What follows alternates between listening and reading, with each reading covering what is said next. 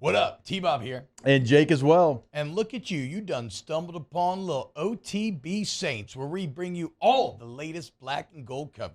Who are the Saints going to draft? Who's going to be their quarterback? What does the salary cap look like? All that information and more. Hope you enjoy it. Like, subscribe. There he is, Nick Underhill. neworleans.football is the site. Just an excellent site. Nick, Mike Triplett, Brooke Kirkchoffer, the entire team over there. In front of the camera, behind the scenes, production, everybody solid throughout. New offices, kicking ass. You should sign up. neworleans.football. Nick, before we talk Saints, what's your level of interest in this field talk going down here? I just to say, I find it funny that the Chiefs, who are already kind of your pampered champion in a way, they get the sprawling Taj Mahal that is the new Raiders facilities, whereas the Niners are forced to go to UNLV, and they're saying, the sod they put down is crap. Were you surprised at kind of the disparity there?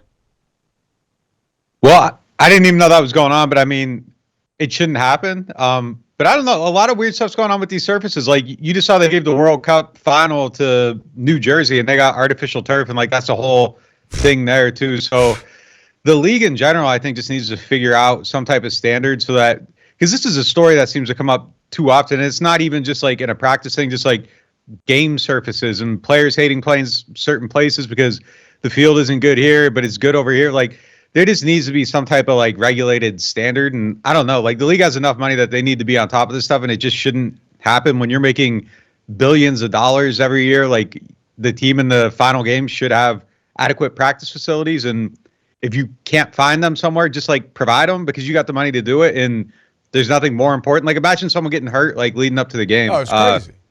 Well, and yeah, it's just something that can't happen. To be fair, the league is saying, Goodell is saying that they've had like 20-some experts go out to the UNLV Field, and that it passes the bar, right? And they didn't say this, but it's being reported that like it is within the acceptable range. However, it's like on the level of the MetLife Field. Whereas, San Fran's used to like, I see you roll your eyes there. What's that in reference to? Well, I mean, like there was a thing earlier this year where the league put out a study saying that like artificial turf doesn't cause injuries. And it's just like, sure, you can make it say kind of whatever you want because that's what's in your benefit. Like, Goodell isn't going to go out there and say like, yeah, this field's trash. And, they're going to try to cover it up however they can. And that kind of seems to be their method of operation. Like, they denied concussions forever until they couldn't. So, yeah. I mean, them saying that like their experts say it's okay, like, their track record of that is pretty piss poor, so it doesn't really mean anything.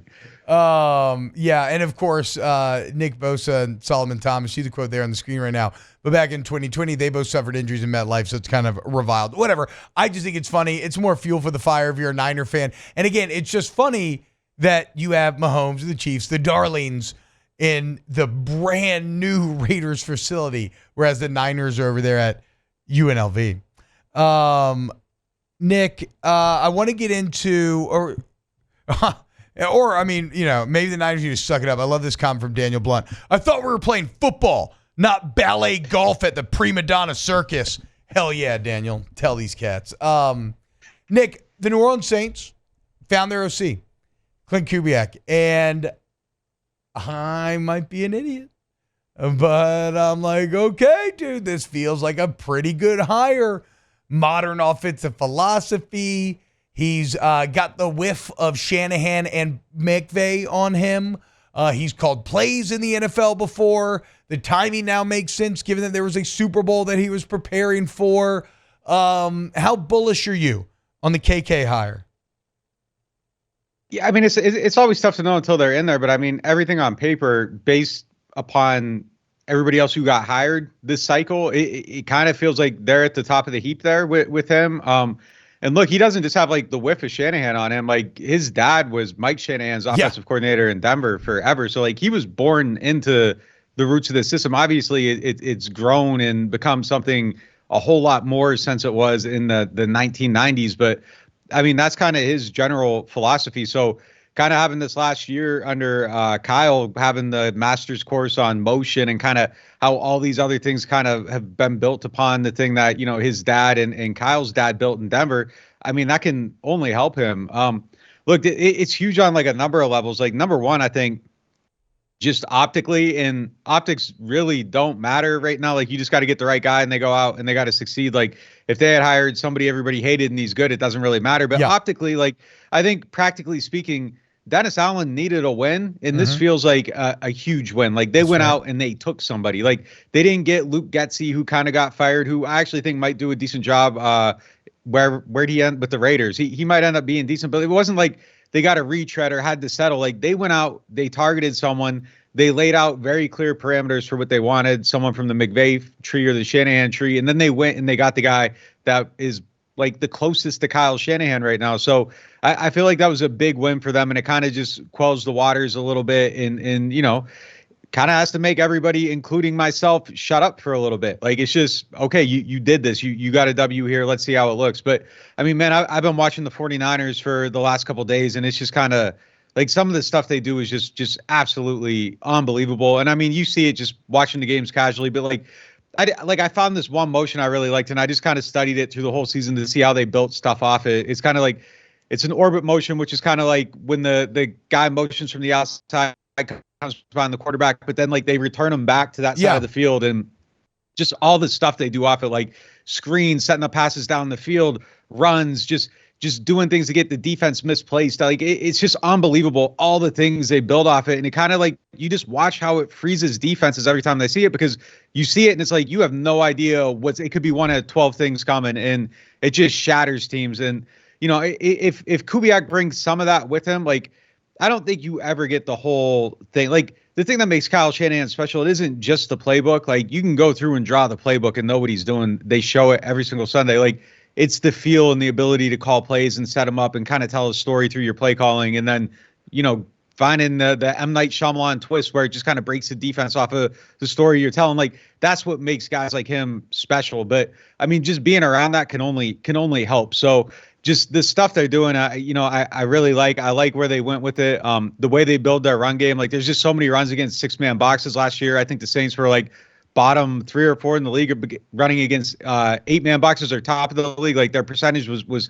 higher than like I think all but 4 teams. And you know, Alvin had no space to run. Like that's the 49ers offense. Like everybody has space to run, and it's through the misdirection and getting the defense misplaced. So if he brings some of that, there's a lot of stuff that I like about the theory of this. Like, but it actually has to work. You got to call plays the right way. And look, he was decent in Minnesota in 21, but he wasn't Kyle Shanahan. So you know, you gotta see how it kind of goes. But I like what they did here, and I feel like they went out and they got the guy that can hopefully fix the offense. Yes. So as you can see, Nick back in his beautiful mind bag, grinding film 12 hours a day with the balls of yarn and the dart, connecting all the dots. In fact, I mean, this is what separates neworleans.football, right? Is the article right here exploring how Klint Kubiak can sharpen Saints offense through study of 49ers orbit return motion, right? Like, I mean, that's the level of depth if you want to engage with. It'll educate you as a football enjoyer, and it should excite you for what the future potentially holds. And that's what's interesting about this conversation. I can hear it in your voice, Nick. We've been burned twice before. So we feel like kids that don't want to touch the stove again, right? Because this move is pretty damn exciting. Like I said, it represents, I mean, you've written about it, but when you look at how much motion and play action the Saints did, even after drastically increasing at the end of the year, I mean, it's not even half of what the Niners were employing. So you really were like archaic in comparison to the best offenses in the NFL. And I don't know, I think if we want to allow ourselves to go full sunshine pumping, could this have echoes, now, you know, relative NFL echoes of like a Joe Brady modernizing LSU a few years ago? I mean, it definitely, I mean, it should. I mean, that's why they went out and did it. And yeah, I mean, he's going to bring all this stuff. But one thing that's completely fascinating to me, and you mentioned play action, like the 49ers a few years ago and the Rams, like both of them were kind of at the forefront of just kind of just overdosing on play action. And then everybody kind of followed with it. And then over the last couple of years, like they've backed off. Like the 49ers had 133 play action plays last year. The Saints had 98. Like it's more, but it's not drastically more. Like they were right around, like right below the middle of the league. Saints were bottom 3. It was, and it's funny, it was you would never guess the Eagles would be one of the bottom 3 teams with play action because they're kind of viewed like as being, at the forefront. But it was the Saints, the Eagles, and then right at the bottom, Denver. Like, so, I mean, that's just that's where Sean's offense is right now. And again, I think he's a great example. Like, I think there's elements of that offense that have become outdated, but like going back to what I was saying before, like if you have the feel and the ability to just call the right stuff at the right time, you can, I mean, it's such a huge difference maker, but, sure. but yeah, they should. Yeah, it absolutely is. Like, but yeah, they should just modernize everything. I mean, the 49ers, you're going to see it this Sunday. Like everything they do is just, it feels different than what everybody else does. I mean, this is the offense that made everybody believe that Matt Ryan turned the corner. It got him an MVP, and then Shanahan leaves, and poof, he's gone. It made they gave Dan Quinn a brand name. Like he got to a Super Bowl off of Kyle Shanahan's shoulders, and then he loses. We'll see how he does in Washington now, but I mean, it should. This is where everything kind of stems from. I mean, McVay stems from Shanahan. So this is like the most influential thing in the league right now. And it's interesting because like they had like 12 places they could have went to get it, and I think Gerard Johnson was like a serious candidate, but it was a little bit too early for him. And then the other guys they kind of considered, Zach Robinson, Dan Pitcher, they came from the McVay tree. Both kind of got jobs before it could actually get serious. So like Kubiak was actually the guy that they decided this is him. Like this is the guy we want. It could have been Robinson or Pitcher, but like I said, like I just think those happened too quick. But he was at the top of the list. They actually went out and got him. So again, it's the same thing we said last year. Like, okay, you got your quarterback, so there's no more excuses. Well, there was one little excuse. The offense didn't actually get any better in how it was being called, but now you got the guy calling it. So if this thing blows up and it doesn't work, like DA does not have excuses now. So no. I like where it's at. I like that you've done everything that you need to do. You've supported this, and there are a lot of things to like about Dennis Allen as a defensive play caller, all that stuff, designer of defense, one of the best in the league. Like Shanahan, a lot of his stuff influences the league. Like his tree is actually like sprouting, like it's out there. Like people want to do what he's doing on defense, but he just needs Kubiak to be what I guess DA was for Sean Payton coming out of the 7 and 9 years, or what Greg Williams was for Sean Payton. Like he needs that other guy. And I don't know if Kubiak's him, but he has the pedigree to where if you're making a choice off of resumes, like I don't think it can get much better. I agree. I like what they were able to do here. What about how empowered will he be? Like, will he basically he's the head coach of the offense? More or less. Yeah. I mean, look, he comes in and Doug Marrone gets fired. So, I mean, I think that speaks volumes to kind of what he's going to be empowered to be able to do. And, I think there's going to be another staff change too within some of the guys that are left. That makes sense. Yeah. I mean, look, you got to get your own guys in there sort of.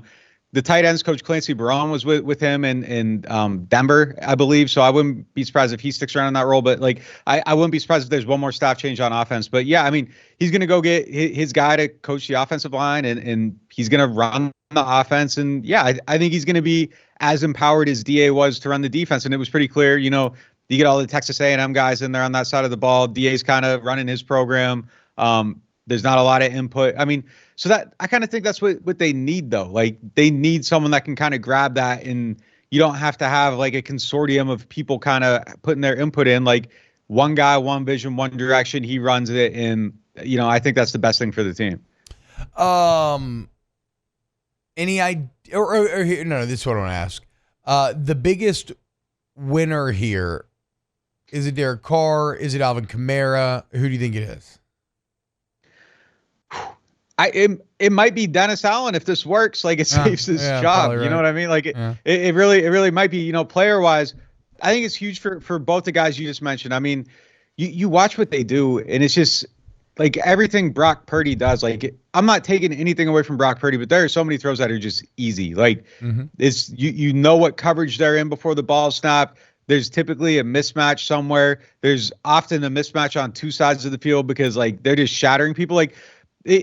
I just go back to the Thursday night game, Saints Rams, and I know it's like a different offense, but like the ideals behind the motion are the same thing there. And just think about how many open throws Matthew Stafford had in that game. Like when life is easier for the quarterback can perform better. So the idea for Derek Carr coming in here was never for him to be the savior. They wanted it to be easier for him. They wanted to take pressure off him. Like, they wanted him to just kind of have to be a cog in the machine.